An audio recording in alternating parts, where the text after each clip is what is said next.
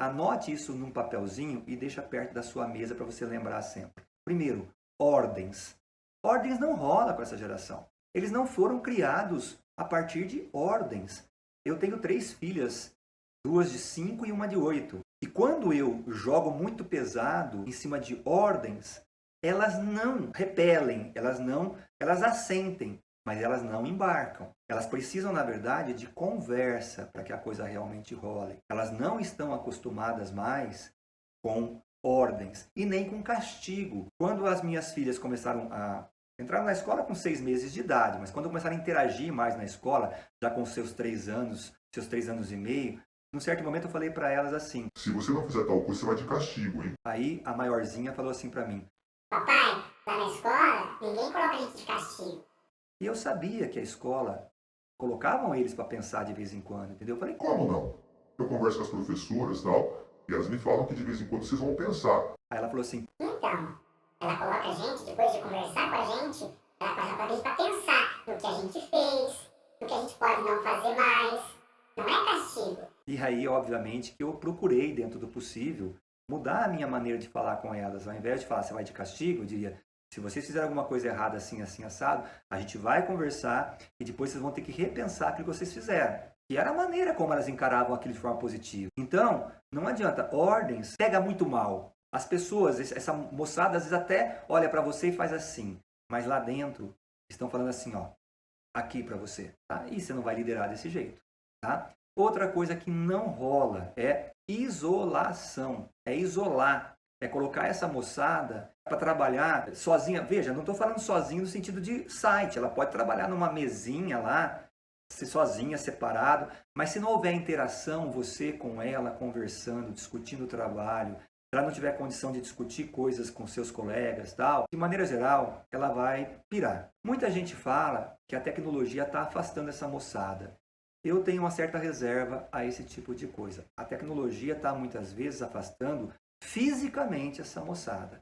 Nem videogame essa moçada joga sozinha. Eles entram online, eles estão com pessoas de diversos países pelo mundo, jogando, trocando feedbacks, parabenizando um ou outro e assim por diante. Então, eles são muito de comunicação. Muitas vezes, comunicação não acontece olho no olho, como a gente tem que até sugerir, estimular, porque eles precisam do olho no olho. O olho no olho é muito importante, não é muito hábito deles. Mas deixá-los isolados, deixá-los num canto, sem que eles possam interagir, é o caos para eles. Uma outra coisa que não rola, é complicado você conseguir alavancar o melhor dessa geração se você fizer. É você, de repente, estabelecer tudo o que tem que ser feito do jeitinho que tem que ser feito. Essa geração precisa, de certa forma, até onde é possível, de autonomia. Eles precisam saber que uma parte vai ser a cara deles no processo. Eles têm que saber que eles vão poder colocar um pouco deles no processo.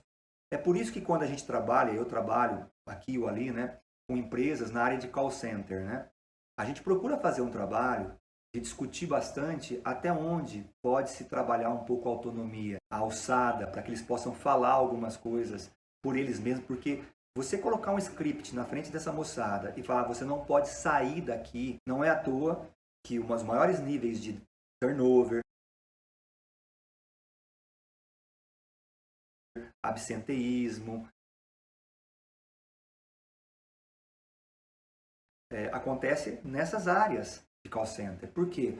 Porque é a morte para eles ter que sentar numa cadeira e fazer exatamente o que mandam eles fazer, sem que eles possam fazer qualquer tipo de flexibilização nesse processo. É muito ruim para eles. O que também costuma não rolar com essa moçada, tá? A impessoalidade, que tem um pouco a ver com o isolamento, tá? A impessoalidade é aquela coisa de você não chamar pelo nome, você não conhecer um pouco da pessoa, você não conhecer um pouco dos gostos dessa pessoa. Eles precisam muito, para poder se sentir dentro do processo, eles precisam muito de ter essa coisa de que, cara, eu sou importante aqui.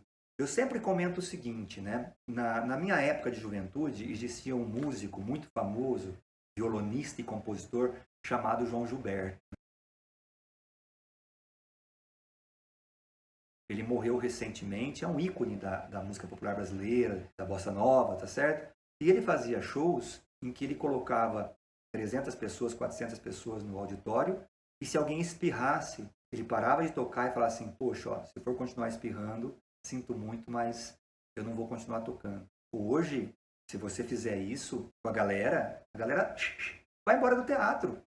Não é à toa que os conjuntos, os artistas que mais têm sucesso são aqueles que promovem a arte de forma interativa, onde as pessoas podem cantar juntos, dançar e assim por diante, fazem coreografia própria e tal. Por quê? A nova geração, ela precisa sentir que ela tem importância no processo. Outras coisas que não rolam ou que não conseguem alavancar o melhor dessa geração é você não desafiá-los, eles precisam de desafio. Tá? E aí eu falo muito dos campeões.